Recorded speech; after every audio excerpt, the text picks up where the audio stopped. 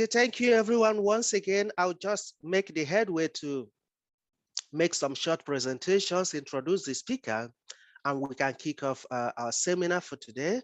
Like you all already know, when you registered for this seminar, the title for today is How to Carry Out a Literature Review, which is a very key topic to actually discuss.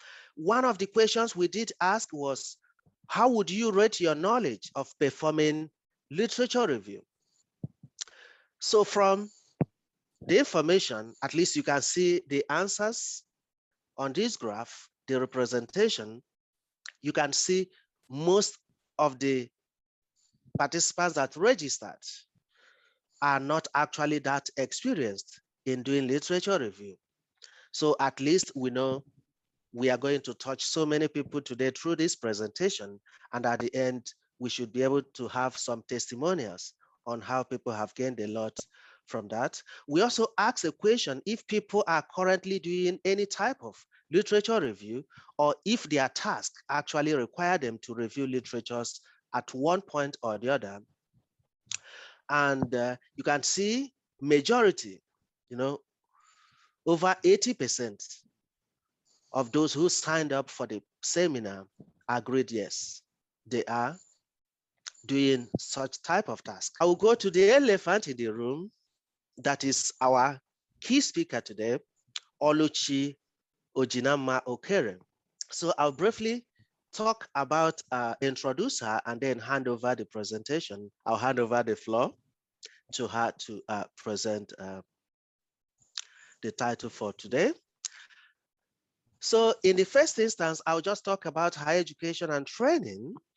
She started her higher education training from the University of Nigeria and Nsukka, studying library science, cum English, which is what I would say a double honored degree, which is actually very, very important, because most times when you talk about publishing, you talk about library, most journal articles or journal outlet or publishing outlet publish mainly in English. So combining library science with English is actually a bonus, which I think have offered her a very, very great platform to excel in library science.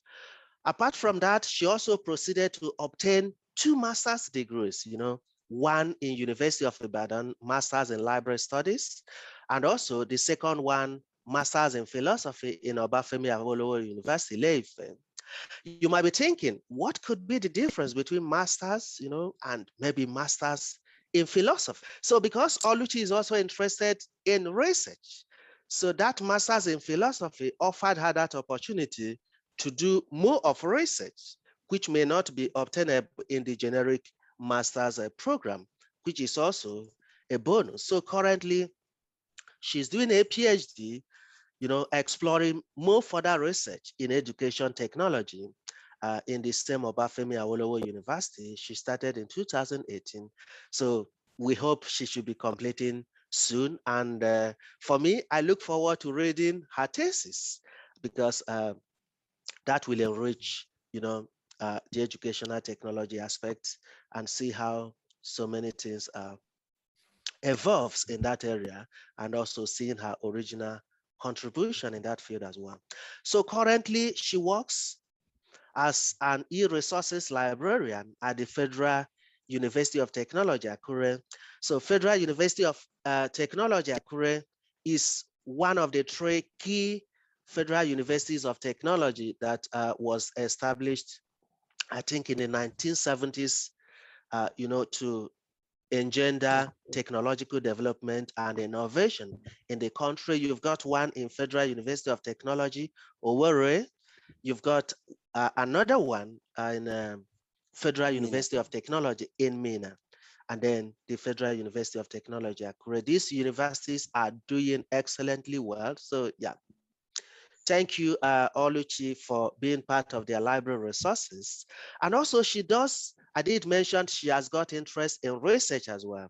So she researches digital scholarship, scholarly publishing, social network analysis in the same university while working as a librarian. I just try to look her up on Google Scholar, because that is what I always try to do. If I'm to introduce a speaker, I try to know more about such speaker. At least I will not be talking as a novice, you know. So I saw she has publications, you know, in this area as well, which is a good testimony of the work she does. And also be rest assured, she will do justice to the presentation today. So her research interest, I already mentioned that: information literacy, digital scholarship. In short, I saw one of her recently published article in Research, I think Research Information. It was just published, I think, on 28th of this month, where she argued about good open access, which is a situation people have to pay to publish in high impact journal articles. That apart from the economic resources, you know, that is not very, very great in low middle income countries. The open access publishing also tend to handicap public academics or researchers from low middle income countries, especially in Africa, because some publishers can charge, in some cases, up to £3,000, £5,000 to actually publish one article, whereas the salary of an academics, if I say in Nigeria, might not be up to £10,000 annually. So I guess such person cannot use his or her full salary to publish a single paper, so which is a disadvantage. So hopefully there will be grants tailored towards supporting academics and researchers in low middle income countries, so that all these bridges can be closed up. So thank you, Oluchi, for that analysis. I enjoyed it while reading that. She also does freelance editing, researching, parenting, which is what most of us that joined in this seminar might be doing, though it can be tasking, but it's worthy of actually doing, because it teaches a lot, including project management and so many other things. And she has got a couple of hobbies as well: blogging, testing of learning and digital apps, especially during the pandemic. So many educational institutions have to move to the e-learning, and so many apps popped up. So it's actually a good way of actually looking at some of this. And also, if you want to contact Oluchi after our presentation, she's on Twitter, LinkedIn. Her email address is also here. And if you want to visit her website, then you can just take a screenshot of this and be able to visit her website and see most of the other things she does. But before I hand over to Oluchi, I'll just try to show you some of our contact information, and also some social media platforms you can use to reach us. And also you can watch the recorded videos of our seminars in the YouTube channel as well. You can join our Telegram group using this link. You can also, you know, like our Facebook page and follow us. You can also visit the foundation website. So whichever way is more convenient for you, we'll appreciate if you keep in touch, so that you can benefit from what the foundation does generally. So thank you. Okay, our topic is generally on how to carry out a literature review. And in the process, we are going to discuss what a literature review is and the steps involved in writing a literature review. We are going to talk about some relevant tools and databases, and then discuss on plagiarism and reference styles. Now, what is a literature review? A literature review is an opportunity for a researcher or a writer to create a frame. You know, a frame is just like a boundary that indicates what you are going to work on. If you have a topic, for instance, you are working on sustainable technologies for teaching, teaching to sustainable tools for teaching, you should be able to frame your work within an already existing corpus of literature. So that is what literature review does for you. And you're going to frame it based on previously published work. You are going to frame it, you're going to borrow. You have to frame your work within an already existing corpus of literature. And that means it requires creativity, and you have to be critical while you are doing that. Because, you know, later we are going to talk about plagiarism. If you are not careful, you are not critical enough or analytic enough, you might eventually end up reproducing what some other person has done. And that's why we talk about being creative and also being logical. So let's talk about what are the importance and the application. You want to identify an existing knowledge gap. That is one of the reasons you will have to go into previous literature. You want to also justify your study. You have a topic, as the example I gave shows, sustainable technologies for teaching. You have a topic like that. You have to justify your study. You have to present information that justifies that topic. You have to identify areas of conflict. Are there ethical concerns?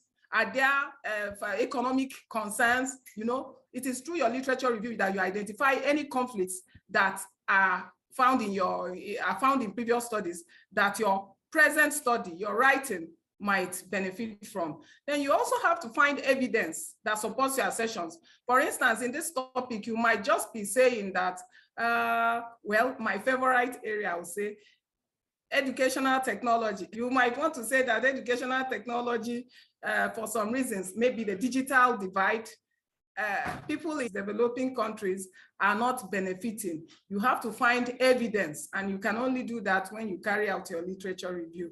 You also understand the theme. There are so many themes that might be available in previous literature. You cannot say you are situating your own content if you are not conversant with the themes, and it's only through carrying out this literature review, going through previous literature, that you can find out the themes that exist, so that when you are writing, you can properly situate your own topic amongst all other literature that is existing out there. And then for application, we can say you need to undertake a literature review when you are doing your grants, when you are writing for grants, funds, when you are writing your thesis, when you are writing articles for your journal, or when you are writing books.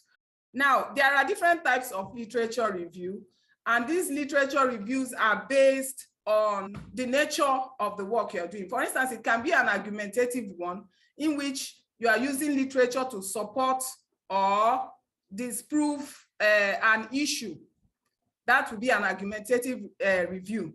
It might be an integrative review. This is the one that we are all familiar with, where you carry out an analysis and a synthesis of representative literature in a combined way to bring out a new viewpoint. So in this process, you have to apply that your logical and critical analytic skill to present new ideas. Then there's the historical review. This is also very familiar, a familiar one, but in this case, you trace the history of your concept. For instance, there are some certain topics that the historical review is the best form of review to engage in which case you start maybe from the 1980s and trace the developments in that area till the present day, and that's a historical review. Then there are methodological reviews. Here, your review is based on research approach.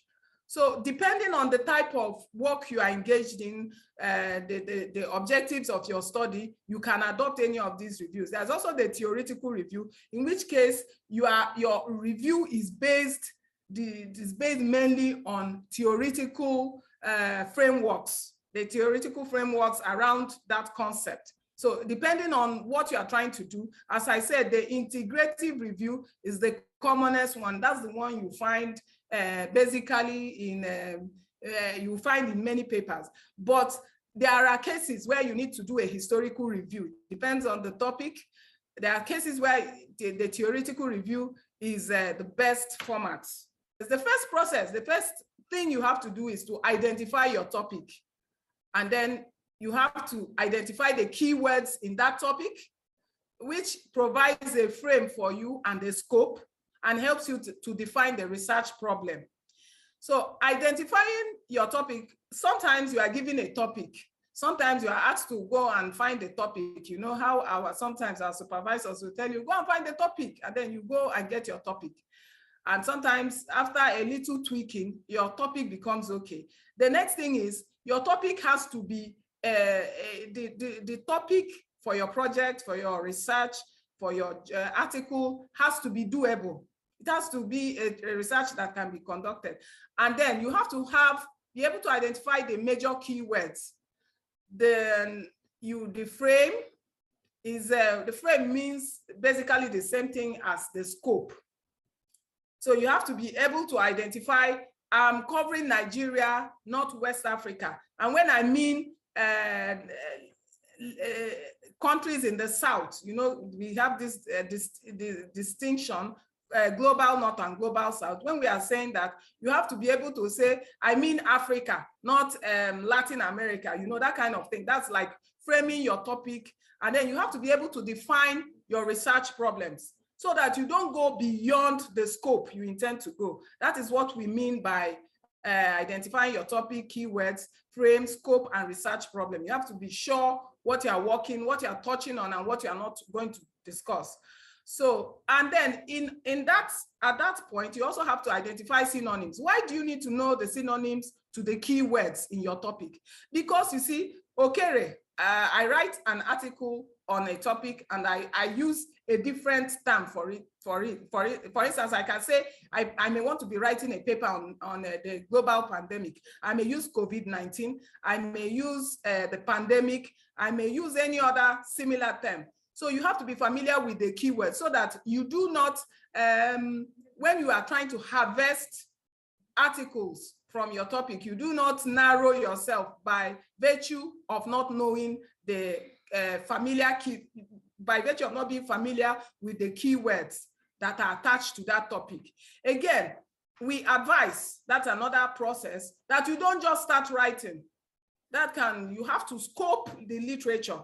It's like when you're going to an unknown land and you just walk in, you know, without doing a kind of scoping or reconnaissance. You have to be able to view it, you know, scope it and know what has been researched on, what is the weakness in the topic or in the research that is existing. Have they been researching, has all the research been done in developing countries and none in non-developed, less developed countries? That is what we mean by scoping. You can even check it. As all these studies been done in the northern part of Nigeria and none in the southern part of Nigeria, that is scoping. Then the next stage is to create an outline. You have to break that topic into teams and sub-teams. It is also like getting to know the route you are going to take. You are going into an unknown land and you are just, you know, moving from bush to house to street. That is not acceptable. You have to break your topic into outline. Then this is where your librarian or your library skills kick into action. You have to develop a search strategy.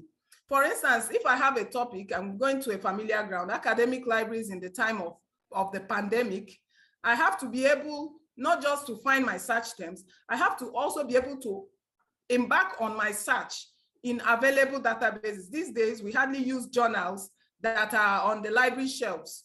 Online resources are more than enough. So you have to be able to hatch out, to design a search strategy that will allow you to garner just the right resources, the right articles that you will use to support your literature, not more, not less. Because there's this thing I always call the rabbit hole. The rabbit hole, if you're familiar with the rabbit hole, you go into it and you keep going. You don't know when to stop. So it is your search strategy that will help you to know what is useful and what is, if you put a single word, for instance, I said sustainable technologies for learning.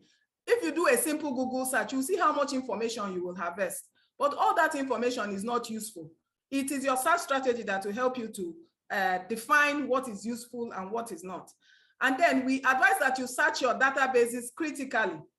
What it means is that you have to have an analytical approach towards it. Then you have to read those documents and take notes from your literature.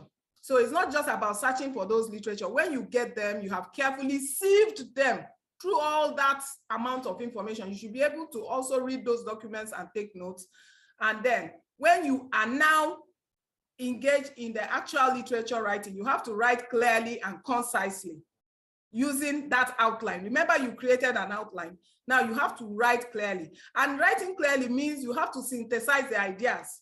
It is not a matter of just writing something like an annotated bibliography, or just putting all this information, according to this person, this, according to that person, that. No, you have to synthesize. What do I mean by synthesize? If there are areas of conflict, you have to sort that out. You say this person said this, but this other person has a contrary opinion. That is like synthesizing the information.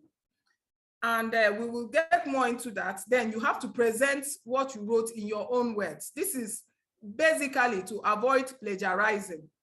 You don't want to, you don't want your article to be rejected when it gets to the editors. You don't want the editor to run it through a plagiarism software and throw your article out. And you don't want to be, you don't want the law to hold you and say, okay, you went and reproduced somebody's article. And you don't want to retract your article, because there's something called retraction.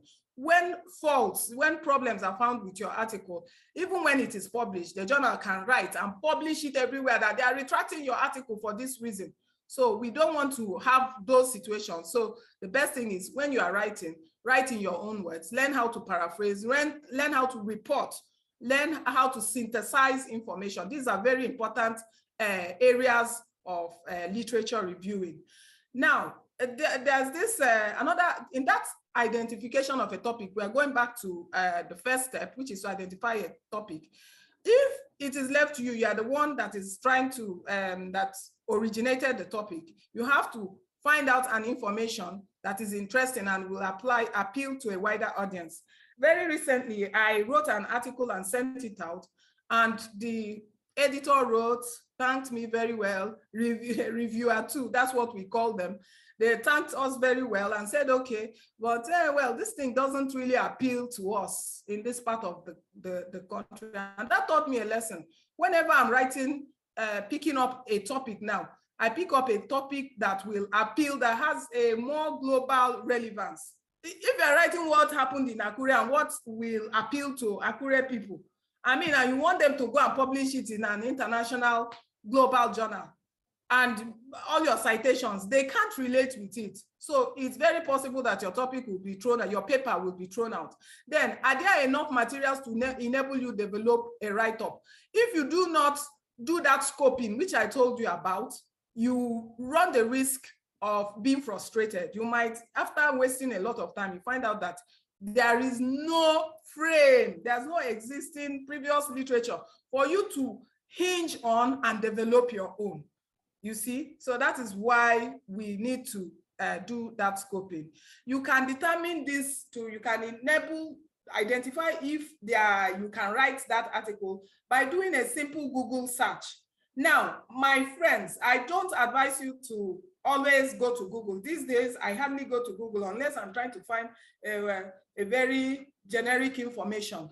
I would rather go to Google Scholar. Google has, the company Google has developed a special database that is useful to scholars. So you don't need to go through that rabbit hole. You know, I keep using the word rabbit hole because it applies to research a lot. A lot of people have this problem of not knowing where to go, where to stop. But if you go to Google Scholar, in fact, Google Scholar is so designed that it tells you the most highly in that topic, that area you are trying to, let's say, technology enhanced education.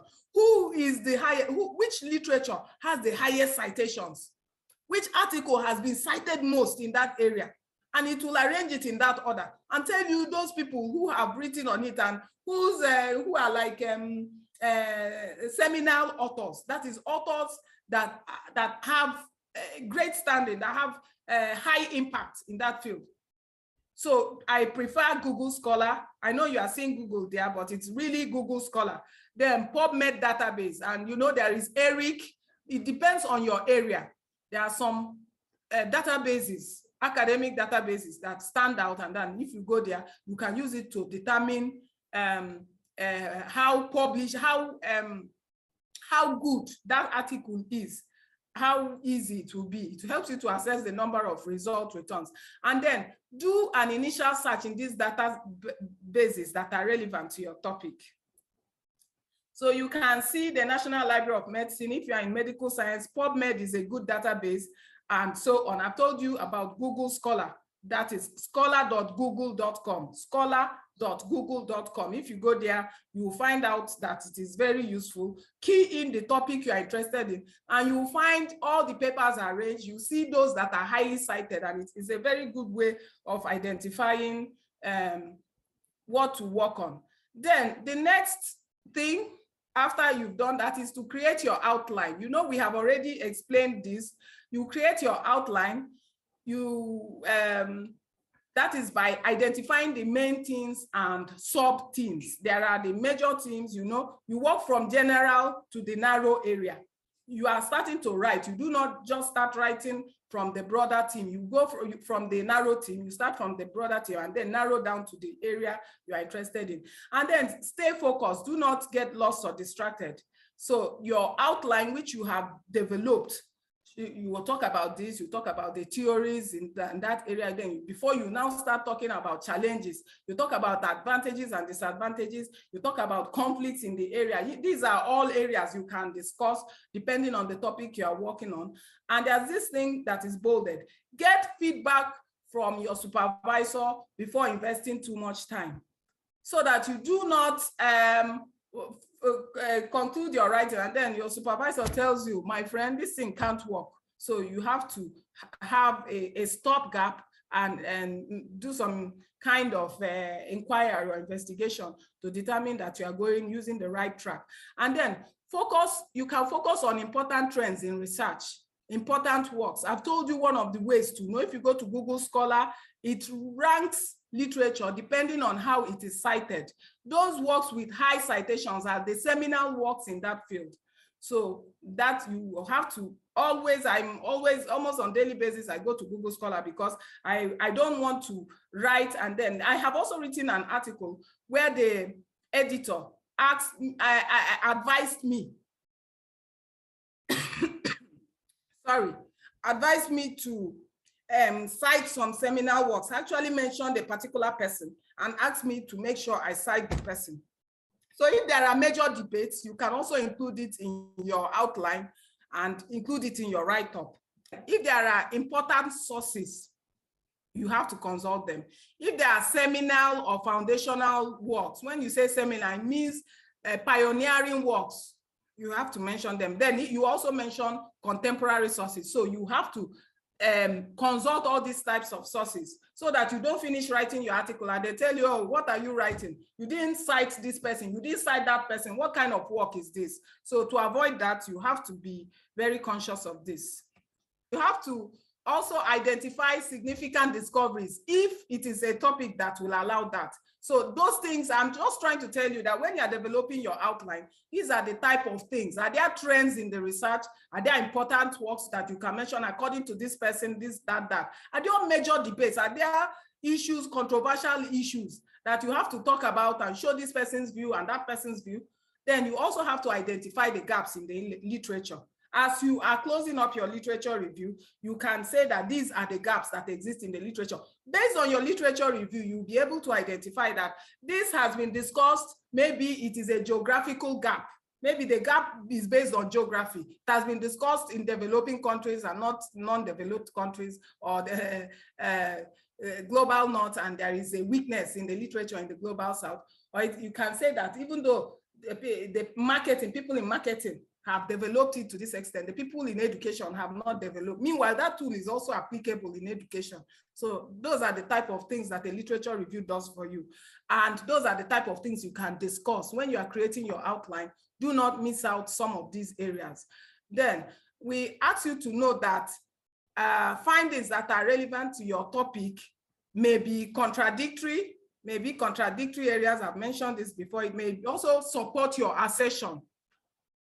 Maybe the topic you are trying to provide. Don't just go for things that support whatever you are trying to assert or prove.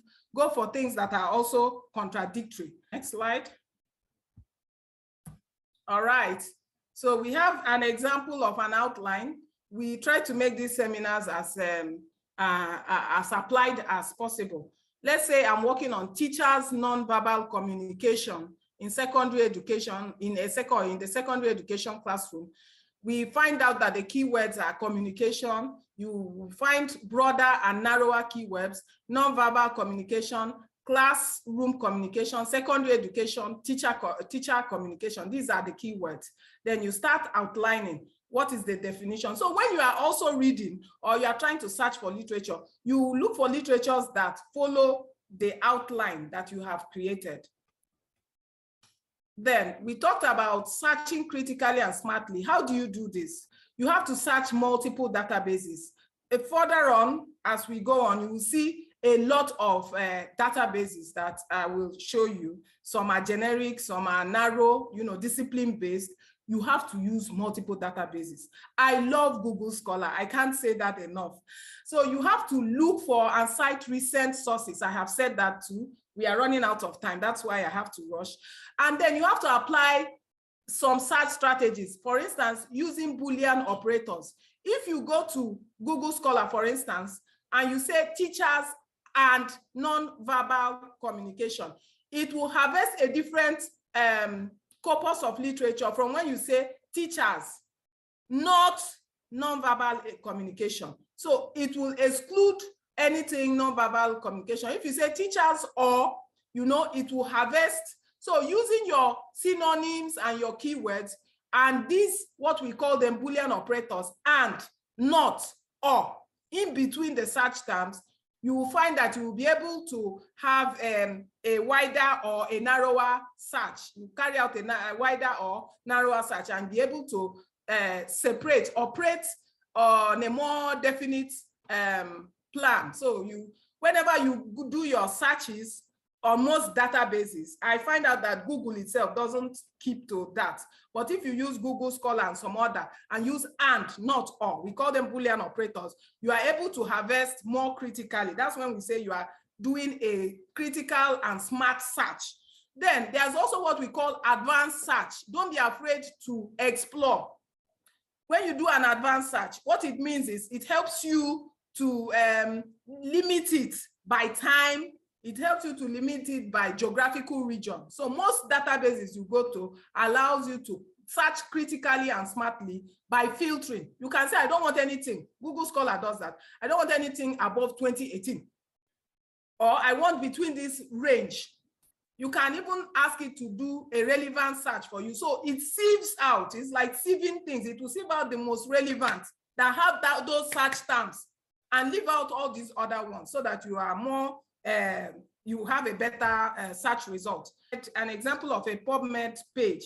Then I've said it, consider relevance, depth, breadth, and authority. Authority is also important. We don't advise you to cite from blogs, and don't go into Google. I've told you, Google, there are what we call predatory journals all over the place.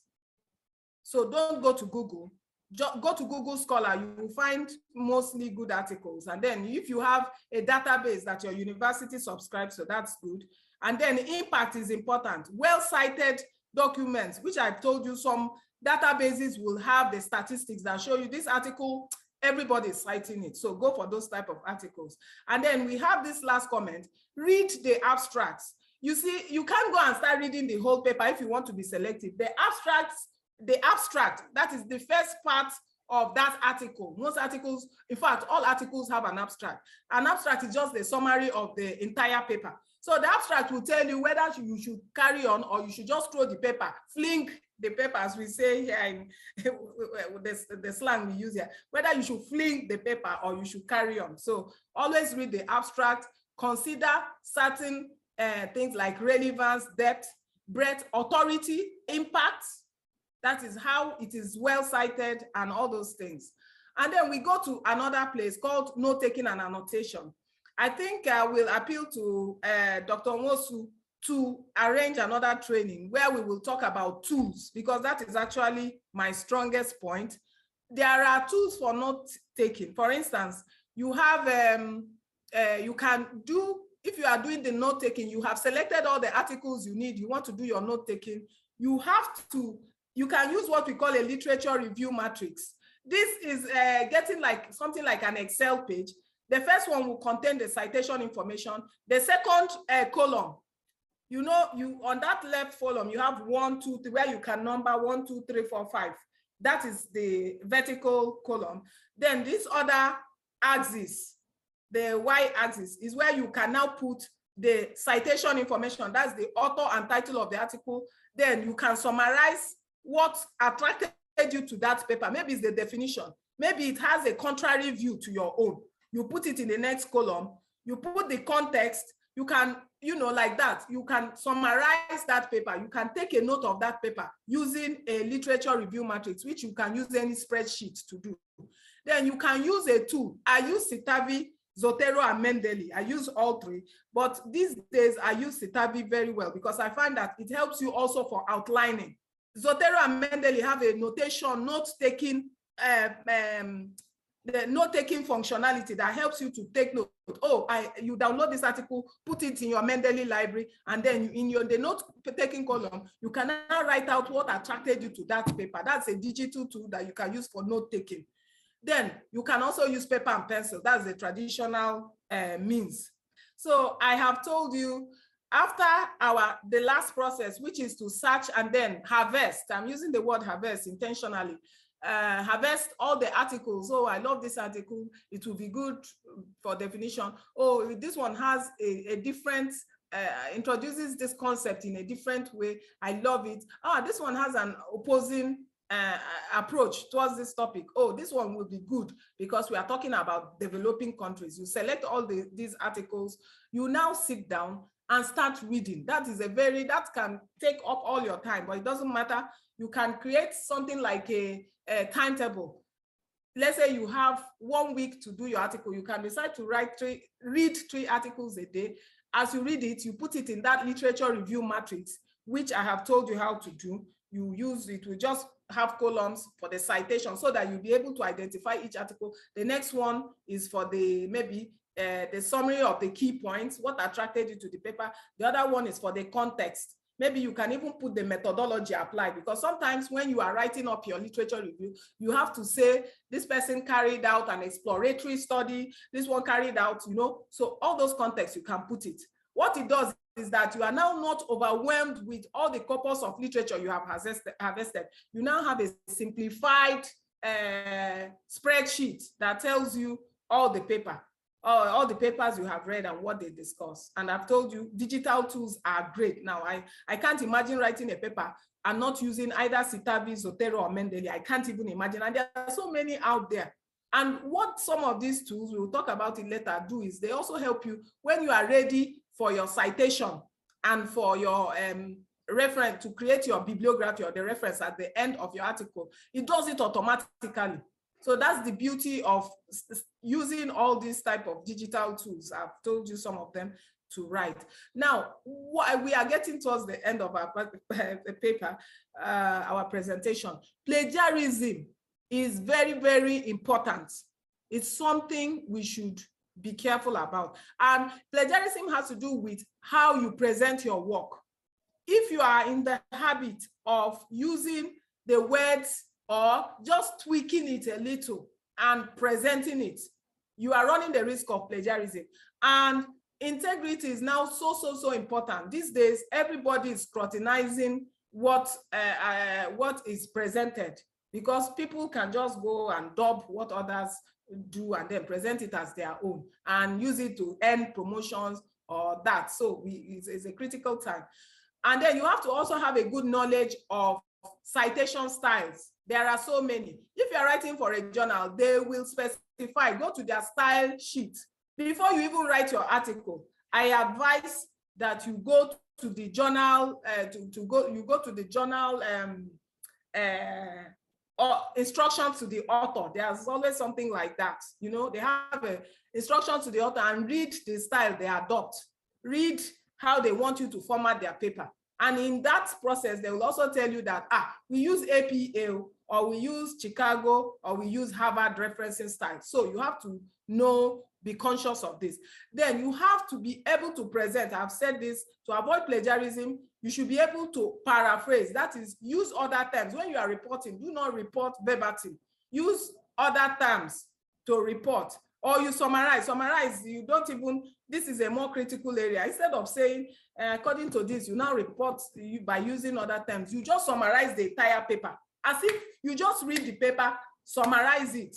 Find a general, make a general comment on that paper, and that is, you present it. Then, there are times you see some lines or some terms or some phrases that, oh, I don't know how to drop it. This is quite apt. You can use quotation marks and lift it verbatim. That is the only condition. Please do not do that too much. You just do that very sparingly. And that is when you don't have any choice but to use it. There are some keywords you can't avoid, but use it, because those are the key phrases that are necessary in that topic. But there are some things you can change. Why copy and paste? And then you have to be able to synthesize the data and present it in new sentences. So you do not, as I told you earlier, you do not say, Okoro said this, Okere said that. You try to synthesize it. That is, try to present a new information. Try to show that this person is saying this, but the evidence or data available contradicts it. That is synthesizing. So it's like reusing the information. So we also want you to note that most universities severely penalize plagiarism, so you avoid it. How do they do it? They run it, they use Turnitin, or they use other plagiarism databases. Turnitin is the most comprehensive because they have almost all the papers that have been published, online, they have it in their database. So if another article comes in, it checks line by line. It crawls your article that is being submitted. Once my university or my institution or my journal house subscribes to Turnitin, for instance, there are some others like Authenticate, yes?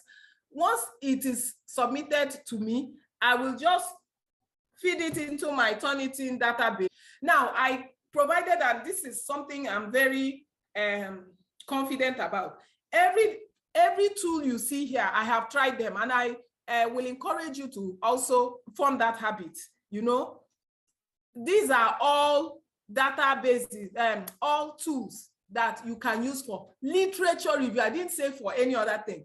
For instance, if it's a discovery or mapping or scoping tool, like all these ones that are here, if you feed in your article, it will go for, as a discovery tool, it will go and find other similar articles for you. As a mapping tool, it will find, it will map it. It will show you that topic and find other corpus of literature that are related in some way to it, maybe broader or narrower aspect of it. So if it's a reference or citation to like Mendeley and Zotero, it will help you to reference, you do your referencing. So after, when you are putting it, once you have put it in your Mendeley or Zotero library, when you want to cite, you just pick it from the Zotero. So eventually after writing, even if you like have 150 references at the end, it will do everything automatically. It will help you cite all of them and reference all of them automatically. Then I discovered Recite Works recently. What it does is, if you submit your paper to Recite Works, it will flag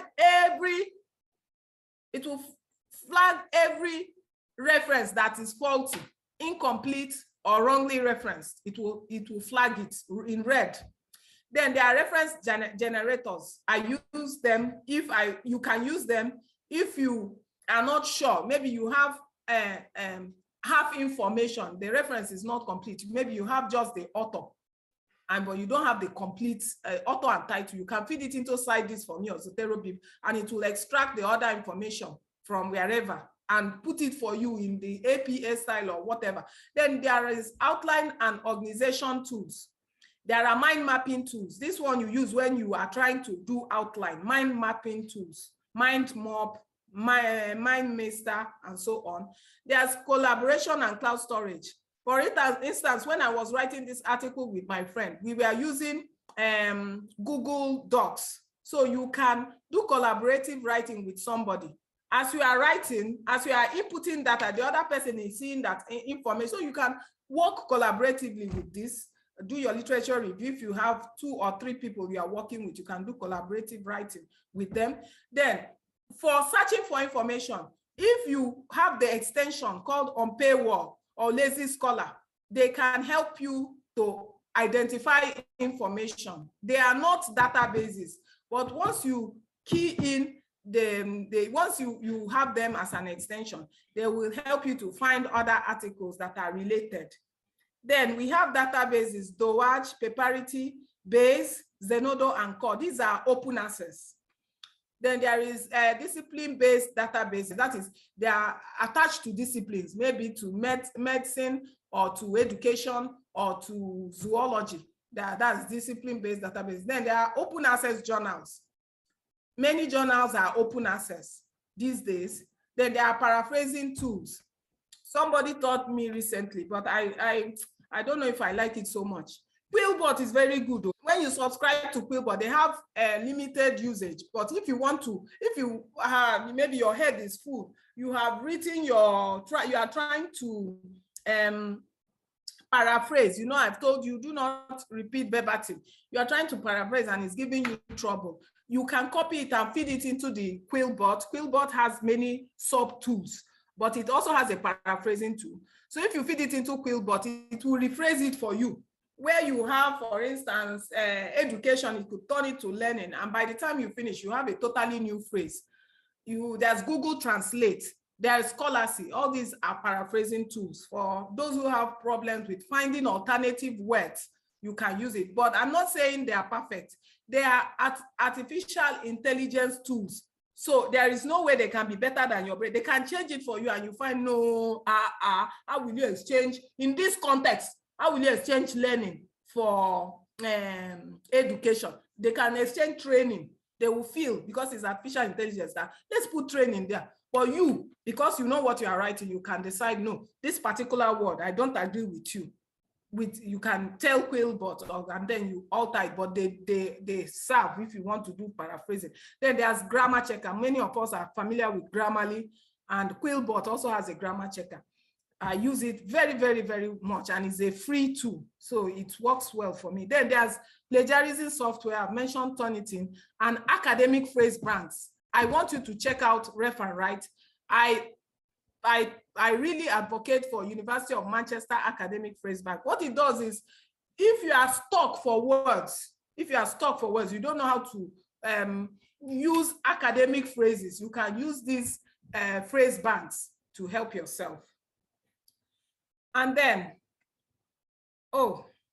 I have, I know Dr. I told you I blog. I have a blog where I have a lot of academic content. I've not been building on it, but this particular blog has brought a lot of, what do they call it now? What I want to say is it is quite rich. So you can consult Productive Researchers Hub.mystrikingly.com/blog/productivity tools. That's the one I have for productivity tools. So you can check my blog if you are interested, and you won't be disappointed with what you see. Then there is the magazine.ea. I think this is for cancer researchers. They borrowed one of my content. They called and I said, oh, carry on, it's okay. And they borrowed one of my articles on productivity tools.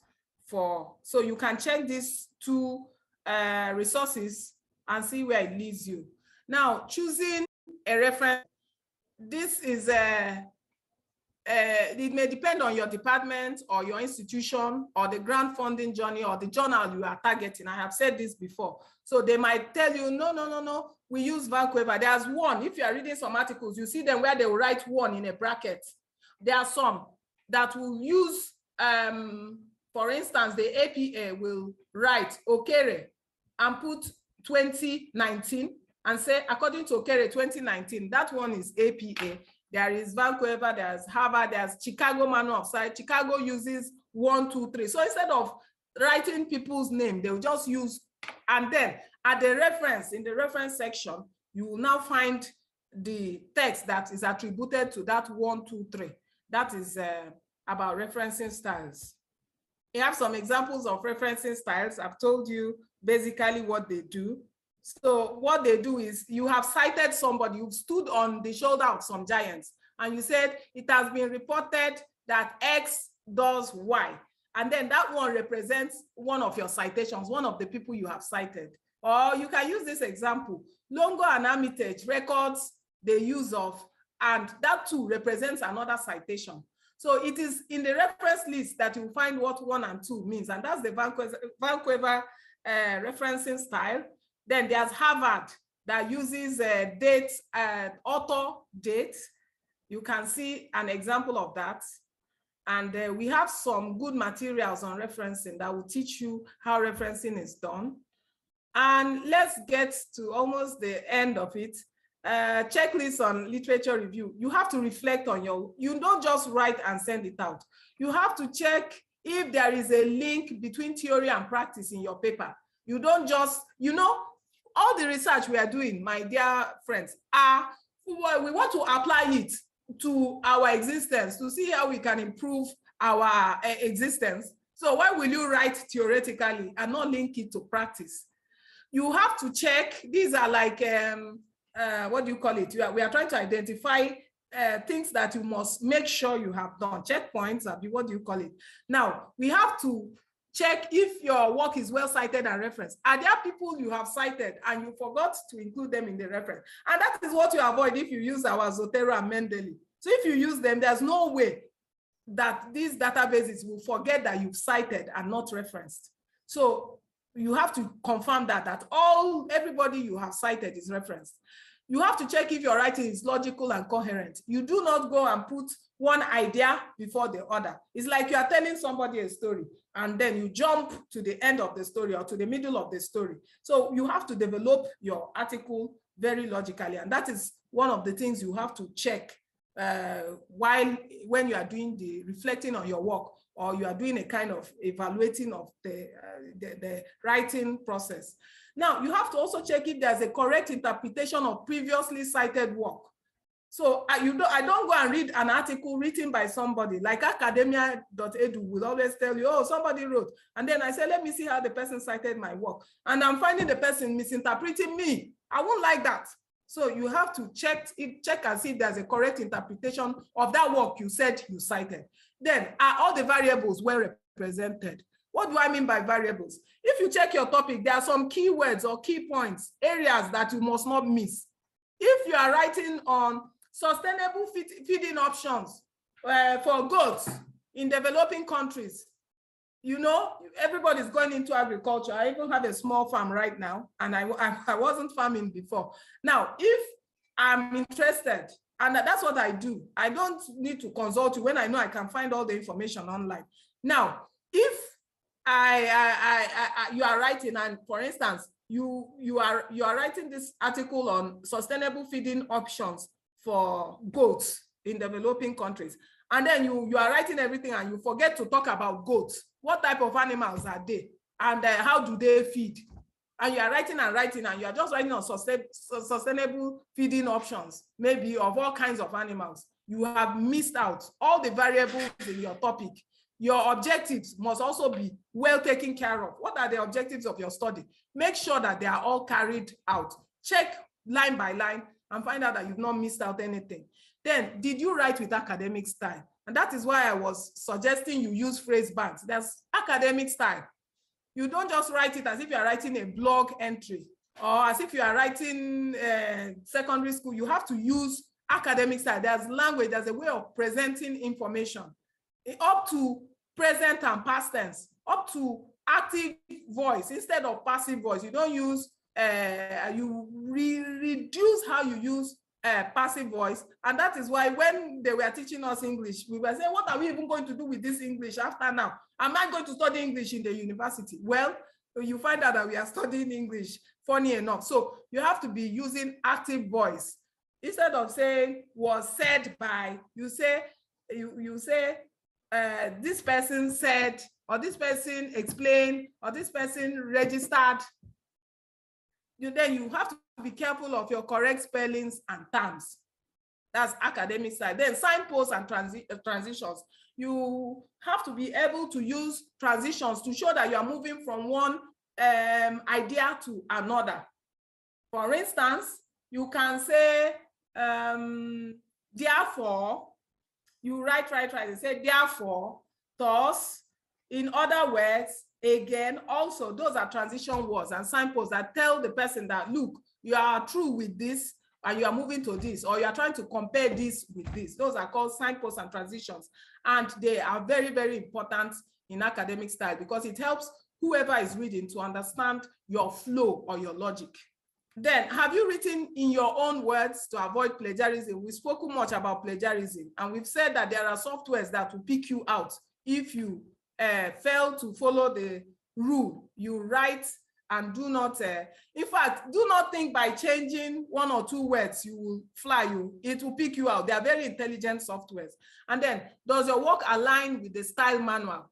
There's always a style manual. It does not only tell you that you should use APA or MLA or Vancouver or Chicago Manual of Style. It can also specify things like the spacing, the font to use, the how to label, how to tag your tables and all those things.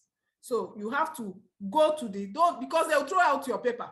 If it is, you are writing to a journal, and if it is a university, they can tell you to go and rework. And why will you waste your time? Always have the style manual beside you. Go to the instruction to the authors and know what they are requesting from you before you do your writing. In conclusion, literature review is very important. It's a very important part of most academic writing, whether you're writing a thesis or a journal article or a grant. And there are several tools to do this effectively. I have shown you some. And I will challenge you to try one or two. You might see one. There are some that have a very steep learning curve. When you want to use them, you will be sweating. But they are simplifying them. They are making them more user-friendly these days. When I started using Mendeley, it was so tough. I had to use YouTube upon YouTube and even attend a training. But these days, it's just plug and play. Then you have to be strategic in your literature search. We've talked about that.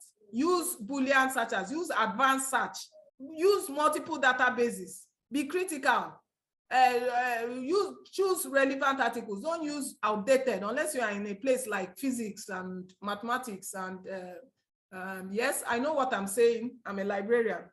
And theology, where those things are appreciated. If you are doing something in the biological sciences or education, no way. Or computer science.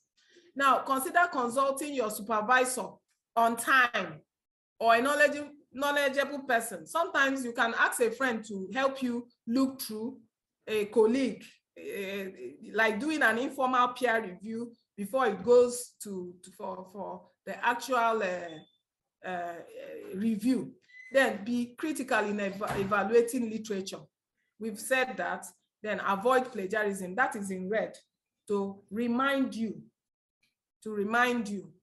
Then use appropriate referencing. We've talked about all the referencing styles, and I've told you that there are referencing softwares, citation software. Dr. Zeribe, let's have another meeting so that we can show those who don't know how to use either Zotero or Mendeley or both, how to use it so that they can ease the stress of referencing. So thank you for listening. It's been my pleasure. I just want to take this moment to say thank you for this really amazing presentation, in which I have personally learned an awful lot And this is something that is very relevant to me, being in academia, probably for the rest of my career. I think I will find so many things that you have said today to be very useful. So thank you very much. Thank you.